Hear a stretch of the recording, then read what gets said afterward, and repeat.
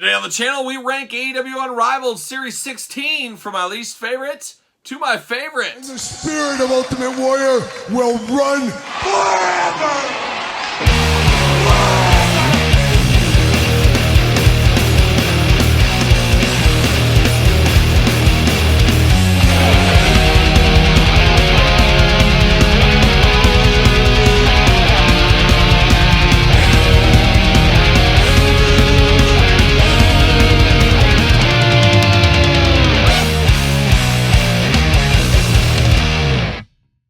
Welcome everyone, Kyle here, and welcome back to the channel for another AEW set rankings video. In today's video, we're ranking AEW Unrivaled Series 16 from my least favorite to my favorite. But of course, for all your AEW needs and a whole lot more, make sure you end up Ringside Collectibles. Use discount code Kyle. Save yourself 10%. Gotta get a deal out there. And of course, this set rankings video, we're going to do like all the other set rankings videos on this very YouTube channel. We got 6 figures here. We're going to start at number 6, work our way to number 1. Number 1 being my favorites of the wave. And we'll see where we'll talk about it in between there as we go along. And of course, remember, this is my list, so it's 100% right. Just like your list when you put it in the comments, it is 100% right. So we got 6 figures here. Technically, we got 8 figures because Takeshita is one of the Chase Rare Editions, and Orange Cassidy and more of his traditional denim is part of that. However, I don't have those in my collection. Not sure if I'll get those in my collection. You never know with these Chase Rare Editions,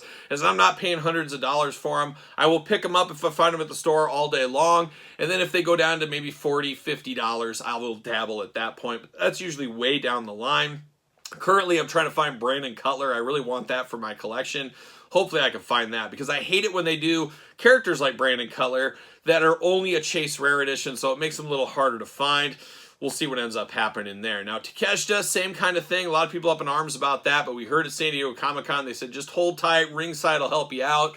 Well, Ringside has a Takeshita exclusive right around the corner, probably before the year is up. So we'll get him in our collection one way or the other. And then the Orange Cassidy is more your traditional Chase variant. You get the black denim, I guess it's over here, black denim on this one. You get more of the traditional denim on that one. So not the end of the world if I don't find the Orange Cassidy here. But I will say Unrivaled Series 16 should put a lot of doubters kind of back a little bit here, because one of the big things, one of the big issues with the AEW figures that a lot of people do talk about, I talk about the pinless joints a lot, I talk about the staining, I don't talk too much about the character mix, because I feel like I understand why they put a lot of those guys and gals in there repeatedly, because they want to get the most sales possible, and you got to put tippy-top guys in there.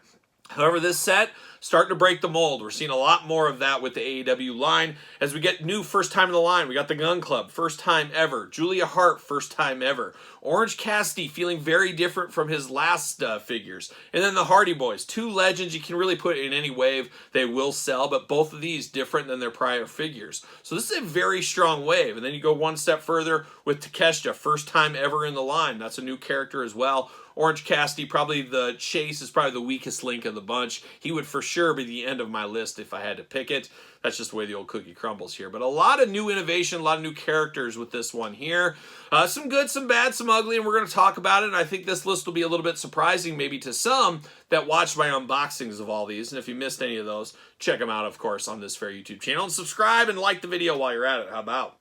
Well, we got 6 figures. We're going to start at number 6, and I'm going number 6. A little bit of a hard list here to make as well, but number 6 for me, I'm going Matt Hardy. That could shock some people out there. It just really feels like we've had this Matt Hardy before. This one really feels like an old school Jakks Ruthless Aggression Matt Hardy. Jeff Hardy not too far off from that either, but really feels old school Jeff Hardy, or Matt Hardy in this case here.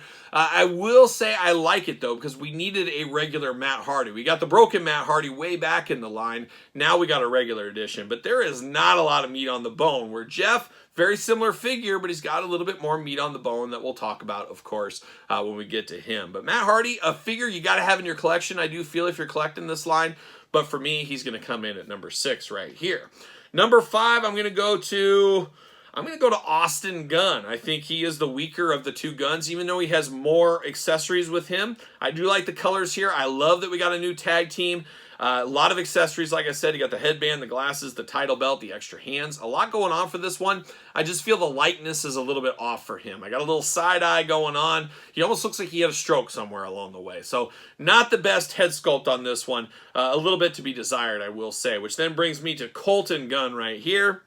I wish he had a little bit more accessories. Not sure. I guess they could have gave him glasses as well. I do think this one looks a little bit better in the head sculpt. I think he really is the spitting image of his dad on TV. I always see him. And I would love to see these two dress up for Halloween as the Smoking Guns. I think that would be funny. Do it on a Rampage or something. Do whatever they got to do. I think it would be really cool to see that one there. But I had to have these in my collection. First time in the line. Definitely warranted here.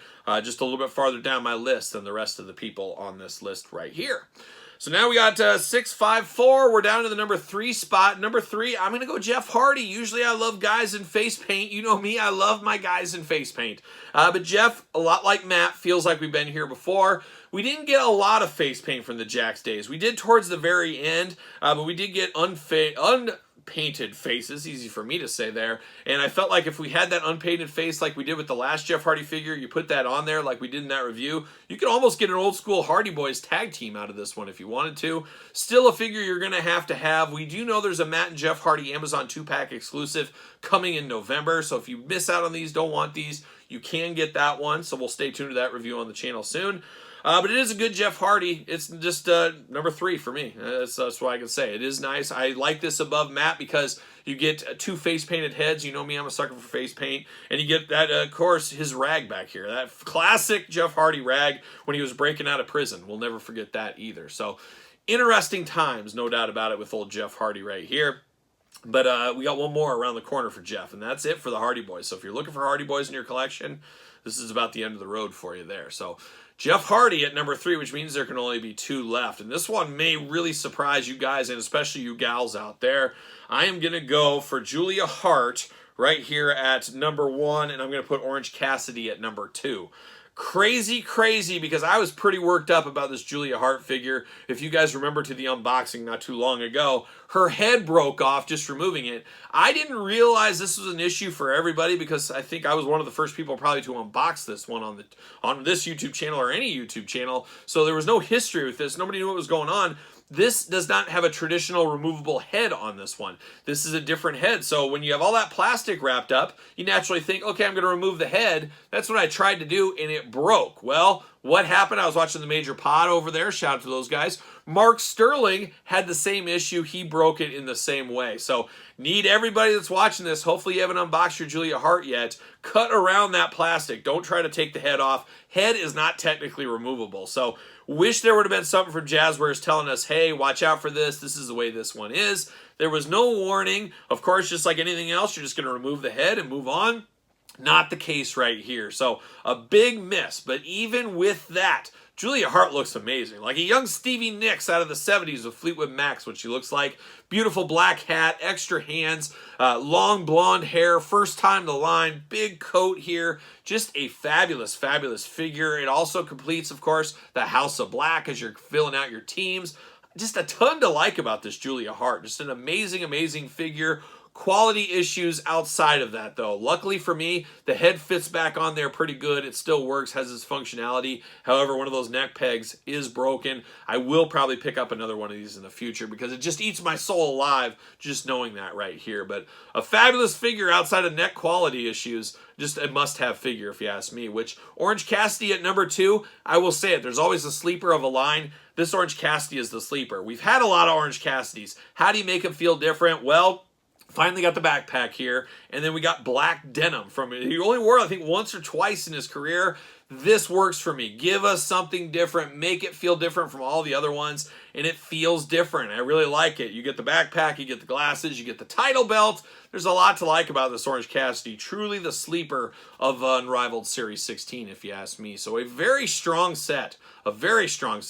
Hopefully they could continue this momentum. Hopefully some constant learning, constant improvements, fixing neck issues like this, letting us know about these things. No staining so far in here. I am a little worried about Julia Hart, though, because obviously she was wrapped in all that plastic. Same thing with Orange Cassidy. Could there be sustaining? I guess we'll have to wait and see in the future here. But a strong, strong contender of one of the best lines for AEW here in 2024. A lot to like about this one. As I said, available on Ringside Collectibles right now if you are in the market. So there it is, Unrivaled 16, my set rankings. What are your set rankings? Let me know in the comments down below. Be interested to hear how you net out with this set here. And like I said, be careful with this Julia Hart, whatever you do at the end of the day. Don't forget to like this video. Don't forget to subscribe to the channel. Turn on the old notification bell. We got videos every single day and then some. We got even more content over on Patreon, including early access to videos like this and everything else under the sun. Appreciate the support over there on Patreon. Of course, check out ProWrestlingTees.com, search Kyle Peterson. Don't forget social media, SirPaul64 on the X, _Kyle_Peterson on Threads, and on Instagram. So we're on Unrivaled Series 6 Teen Set Rankings. I'm Kyle. See you guys all real soon.